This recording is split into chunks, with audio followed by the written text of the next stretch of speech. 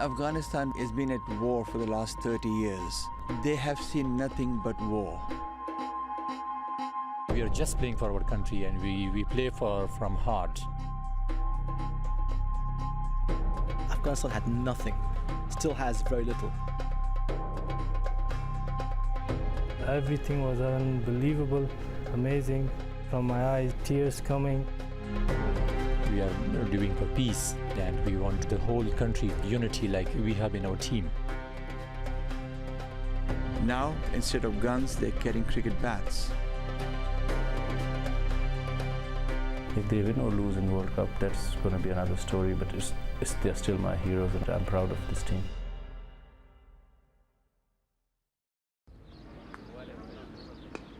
Kuwait isn't the most obvious of places for any cricketing story to begin, but it was here in 2007 that Afghanistan won their first ever continental trophy, and they're back here again in 2010 playing in another Asian Cricket Council event. Now, 3 years ago, 2020 was just starting to take hold of the cricketing world, and we'd heard reports that one emerging team in particular was pretty good at it. That team, of course, was Afghanistan.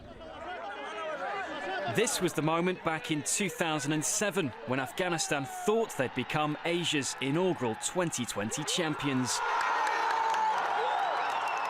In fact, the chaos was just beginning. The match was about to controversially be declared a tie. Thankfully for all concerned, the bulk of the event had passed off in somewhat calmer fashion. As we said earlier, butterfingers and...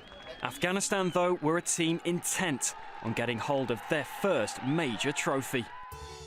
All the youths love to play this game. So that's the cause that we have a good talented teams, not only the national side, we have a very good age group teams as well. In the history of Afghan sports, this is the first time that Afghanistan team is beating the other countries. They were already learning how to celebrate. This was the low-key manner in which Afghanistan marked their semi-final victory against the United Arab Emirates. The final was against Oman, an established force in Asian cricket, and it seemed every Afghan living in Kuwait was in attendance. The match went down to the last ball. Oman's batsman needed just a single run to tie the scores.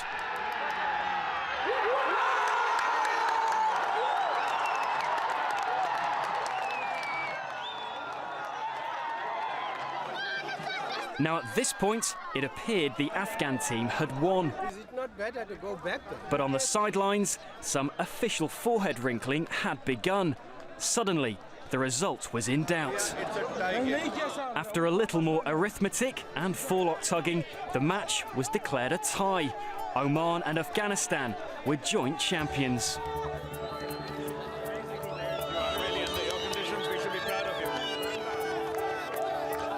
A lot of celebration in Afghanistan, all in the Kuwait, our countrymen are very happy, and this is the proudest day of my life.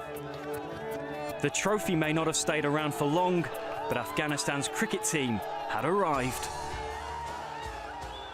That was the change in our cricket. We have a lot of support from the people. I think there was over 10,000 people was come to watch the match. So that was. So from that time, the players was saying that we should need to win this tournament. We didn't get any trophy before that.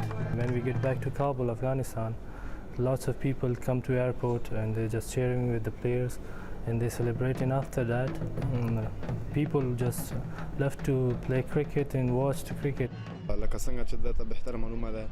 That victory changed cricket in our country. Before that, everyone said to us, "You're wasting your time. The government won't support you guys. People don't know about cricket. There's no reason for you guys to play." But when we won that tournament, it changed people's minds. People saw that something good can come from cricket. That was a real turning point for them, because that gave them a lot of confidence that they can beat any team in Asia.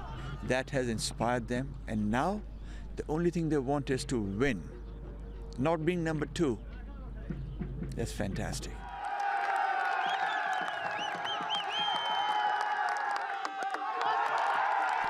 The history of cricket in Afghanistan is also a history of occupation and conflict. The first recorded match in the country was between British soldiers back in the 19th century, and the ongoing conflict means this side is yet to play an international match in their own country.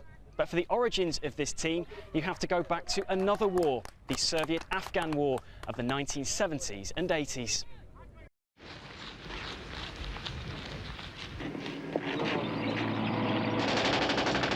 In 1979, the Soviet army invaded Afghanistan.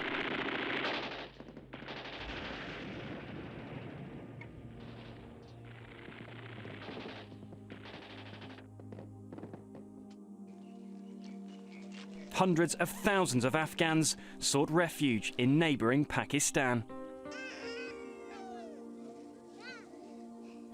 In the years that followed, more than 3 million Afghans were forced over the border and into refugee camps. It was here that a generation of young Afghans found themselves playing and watching a new game that was already a long-established passion in Pakistan. That game was cricket. These days, RAEES AHMADZAI and NOWROZ MANGAL are key members of the Afghanistan cricket team. Both were brought up in refugee camps near Peshawar, in Pakistan's northwest frontier province. Their earliest cricketing memories, seeing TV pictures of the 1992 World Cup, a tournament that was won by Pakistan. I was in the Badr Bearer refugee camp when we first went there. We used to play a game that's like baseball, but then came the 1992 World Cup, and suddenly cricket was everywhere. Everyone was talking about it. We all started playing, and I became good very quickly. I was in school in that time, and when I was in the refugee camp in Kachagare. When Pakistan won the 1992 World Cup, I was in the third class in that time. So everyone was happy. The teacher was celebrated with each other. Oh, Pakistan won the World Cup. We will say that what's World Cup? Slowly we will start cricket with the tennis ball, and maybe 5 or 6 years we played without shoes or without anything cricket in the 50 or 45 centigrade. So that was so hard.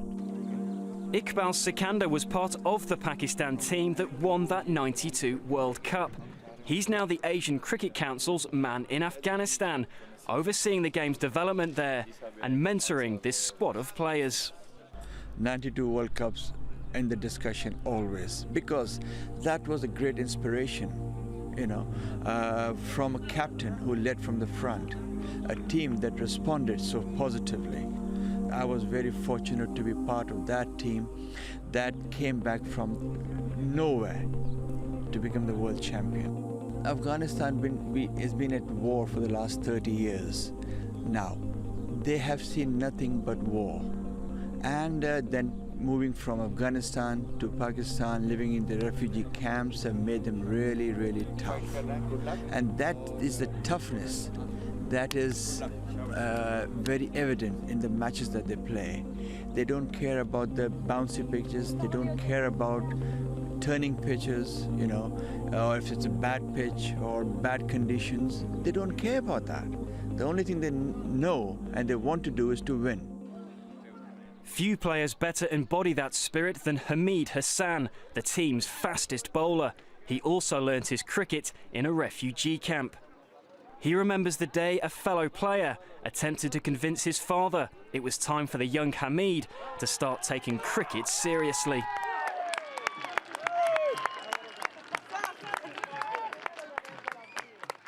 He came to our home and he says to my dad, let them go, HAMID, to play for Afghanistan. And he says, no, I can't let them go because I want to make him a teacher, like a doctor, like engineer, so he don't want to play cricket. And I say to my dad, I love to play cricket, just give me a chance. First time I went to Afghanistan in 2003 to Kabul, and I played cricket. In first game I took 4 wickets. And also hit some sixes in the match, and everybody just says who is this guy and where he came from. This is the ground where HAMID first played in Kabul. Right now, it's the only grass pitch in Afghanistan. But more are planned, and the team's shared ambition is to one day play an international match in their home country.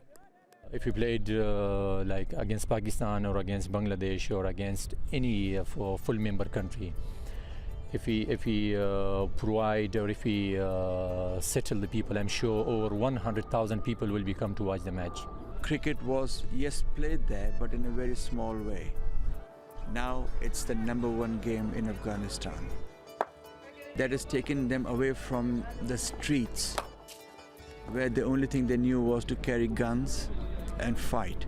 Now, instead of guns, they're carrying cricket bats.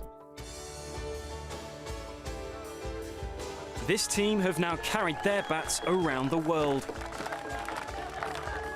In cricket, the name Afghanistan is associated only with success and progress. But no one could have guessed just how good this side was about to become.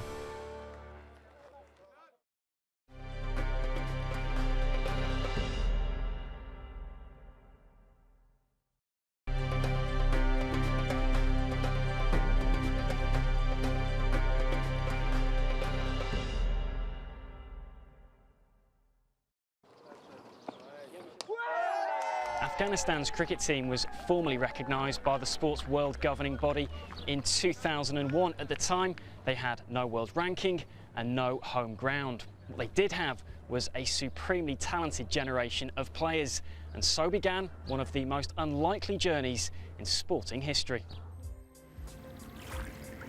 The European Channel island of Jersey was Afghanistan's next stop. With the financial backing of the International and Asian Cricket Councils, the team were entered into Division 5 of the World Cricket League, the lowest tier of the international game. Peshawar or Kabul, this certainly wasn't, but a familiar scene was soon to unfold. Afghan cricketers celebrating a tournament win on foreign soil. Captain, come forward of Afghanistan, the winners. Yeah! More titles followed in Asia, Africa, even South America. The refugee camps where it all began suddenly seemed a long way away.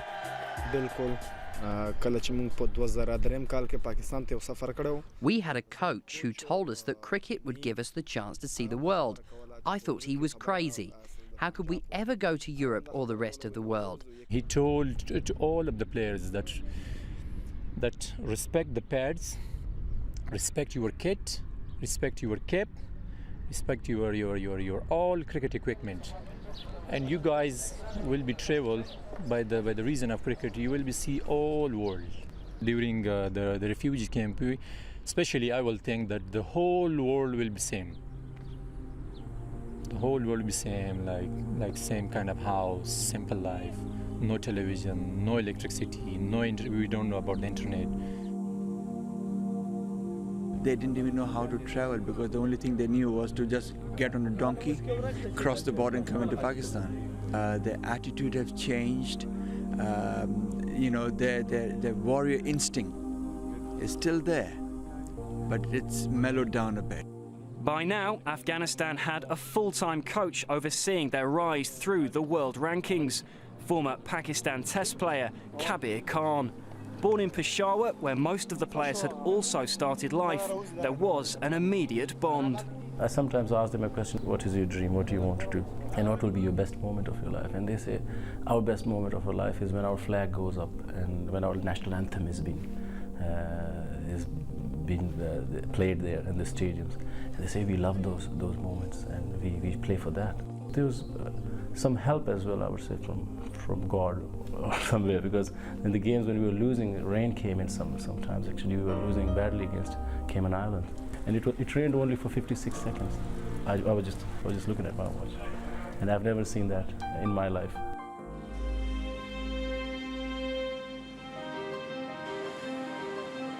By early 2010, the team had made it as far as Dubai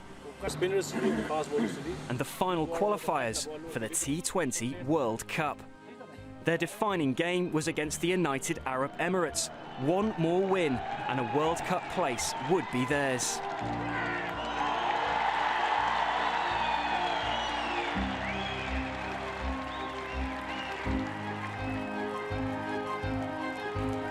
The high stakes were reflected in some visibly nervy performances.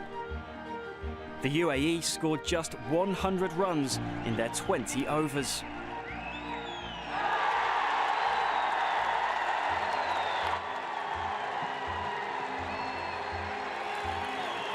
Afghanistan had chased far bigger scores all over the world, but never with so much riding on the outcome.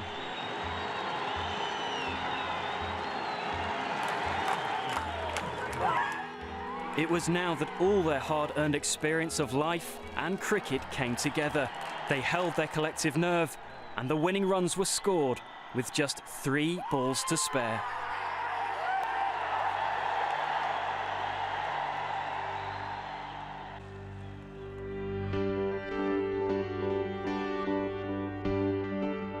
Afghanistan were on their way to the World Cup.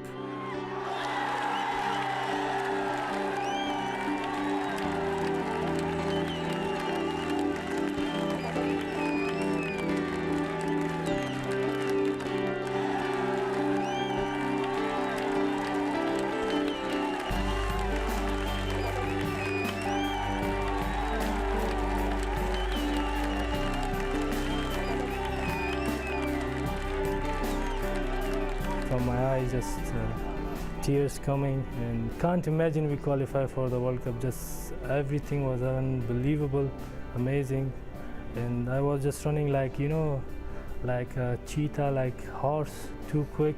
On that day, I felt like I was dreaming. I said to my teammate RAEES, pinch me because I am dreaming. I have dreamt before that we qualified for the World Cup, but then I wake up and we have nothing. So I said, pinch me. We had waited so long for that day. The captain NOWROZ MANGAL told me that, RAEES, you should stretch me that I'm dreaming or no, we qualify for the World Cup. So I say, NOWROZ MANGAL, we qualify for the World Cup and will we play in the World Cup?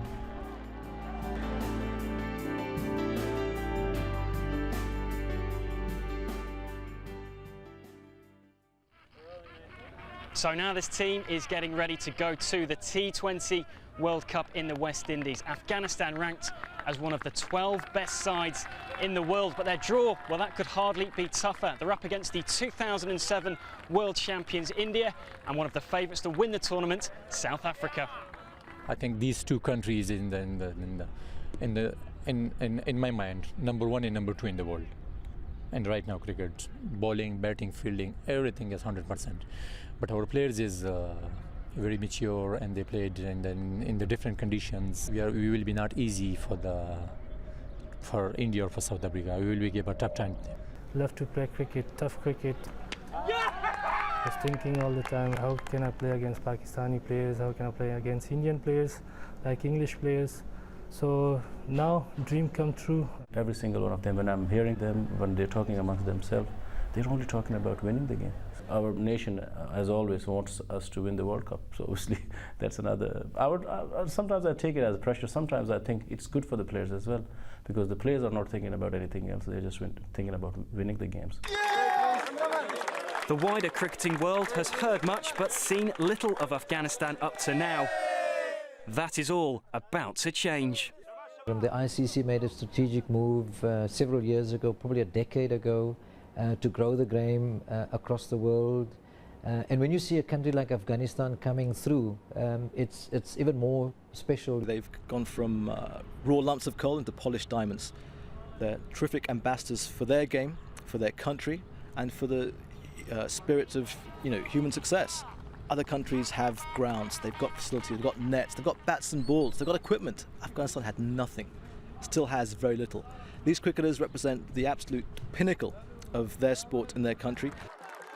On May the 1st, the Caribbean island of St. Lucia will be the stage for Afghanistan's first World Cup match against India. The Afghanistan cricket team, on their own terms and in defiance of sporting logic, will be standing side by side with the world's best. I'm so proud to represent my country as a captain and a player. I have to say thanks to my team. We are always together and aiming to win. We want Afghanistan to become an important cricket nation, to play big matches and appear on all the different television channels. First time we are going to play on TV. We didn't play before that, so we will be also a little bit worried, a little bit nervous maybe, because thousands, millions of people will be watched from everywhere in the world, and maybe lots of people will watch also Afghanistan, how they're playing and where they come from. When you see other teams, their cricketing backgrounds, their facilities and others, then you think, okay, they have got a bit of edge on you. But then when you come back to look at you boys and say, okay, the team which hasn't got any cricket ground, and if they can do those sort of things, they might do another upset. So if they win or lose in World Cup, that's going to be another story. But they're still my heroes, and obviously I personally think that I'm proud of this team. We are doing for peace, and we want to change the mind of the people that war is very bad, and we want to that the whole country come like the unity like we have in our team.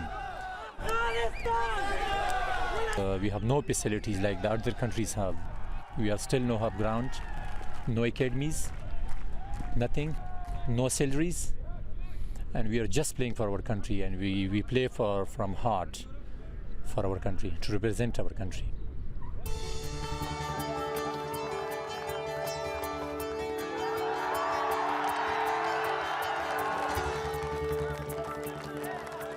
Two matches lasting just over 3 hours each will decide Afghanistan's World Cup fate.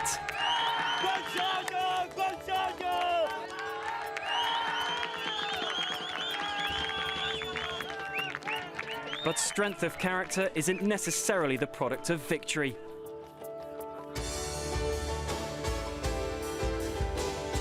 Facing close to impossible odds and deciding not to give in has already defined the strength and character of these players, and will continue to do so.